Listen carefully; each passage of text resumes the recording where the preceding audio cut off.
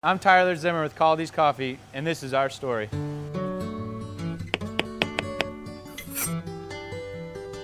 So coffee is it's a fresh product. It's an agricultural product. It's a fresh fruit. So literally somewhere around the world right now, coffee is being grown and harvested. It'll go from this to this, and it arrives here at our warehouse in 60 to 70 kilo bags from all over the world in this green stage here. Coffee is a very long, complicated product. It goes through a lot of hands. And each step in the process, the product can be messed up before it gets to the end consumer. So it's so important things are done correctly at every stage in the process.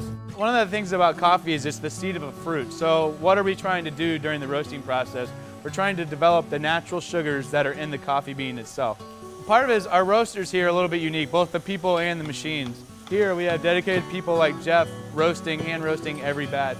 He's making every adjustment himself, watching the bean temperature, watching the coffee, how it develops. A lot of it starts literally with the quality of coffee we buy. We cannot take bad coffee and roast it and make it taste better, but we can take good coffee and mess it up here. So it takes people that are passionate and dedicated for sure. Not only that, the machine that we use, it's a 1937 Probat. So it's a very unique machine, pre-World War II machine. You don't see machines like this every day.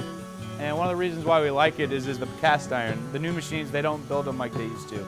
Once we get a new coffee and we might dial in a roast 10, 15 times before we have what we think is the perfect roast, we can help save that on our computer here and really build a profile around that so we can get not only the perfect roast, but do it time and time again.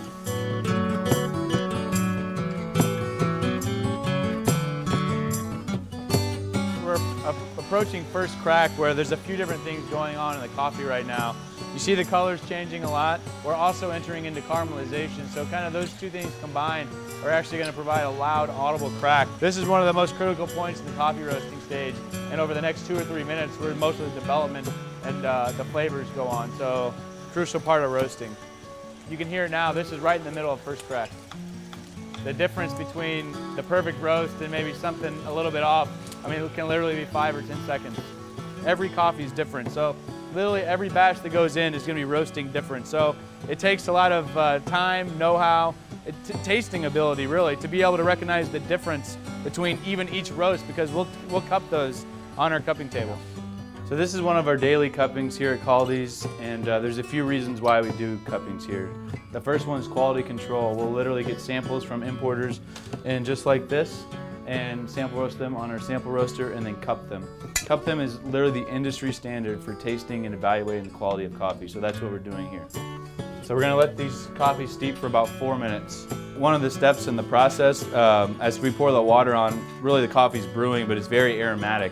Fresh coffee is giving off a lot of carbon dioxide, and once we pour the water on, it releases a lot of these aromatic compounds in the coffee. So this is one of the very first, most important steps in the whole cupping process. They say 75% of taste is actually smell, so this is a big part of the evaluation.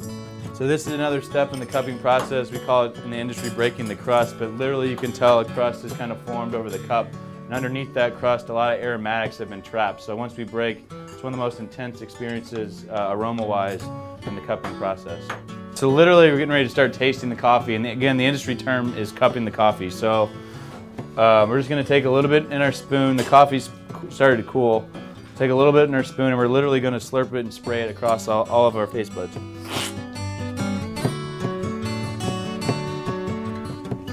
You know, the cafes are really the final part of the journey of coffee. So we can work so hard to source great coffee from producing countries.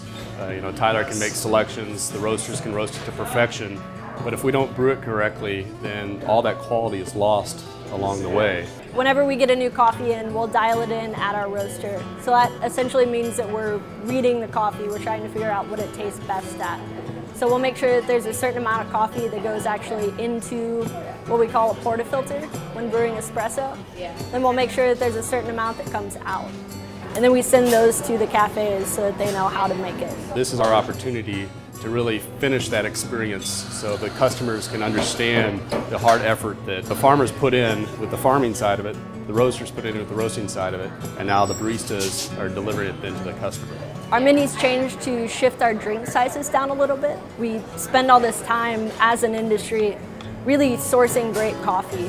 So we just want that to go through to our customers when they get their drink. So we shifted the sizes down. It allows us to focus a bit more on the coffee and less on milk. We want to continue to source and bring in better coffees. So our whole menu change is really all about quality and how we can bring that to the customers. We really want to focus on giving our guests the best possible coffee experience. So whether it be hand brew or espresso, we just want to make sure that they get the best drink possible.